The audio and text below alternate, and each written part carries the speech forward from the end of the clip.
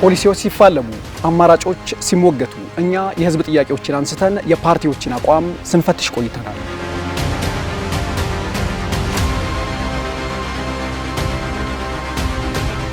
ማኒፌስቶችና ፕሮግራሞች በተደራጀ መረጃ ለምርጫው ምቹ አድርገን አቅርበናል። ከሁሉም የሀገሪቱ ማዕዘናት የምርጫውን ዝግጅቶች በየዕለቱ ወደ እናንተ ስናደርስ ቆይተናል።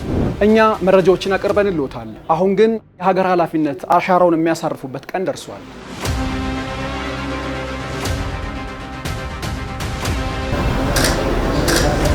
በጥንቃቄ ያስቀመጡት የምርጫ ካርድ የሀገሩን ቀጣይ አቅጣጫ የሚወስን የቃል ኪዳን ሰነዶ ነው።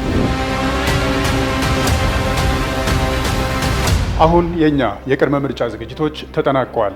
የቀረው ወሳኙና ትልቁ ምዕራፍ ግን በቤቱ አይደለም።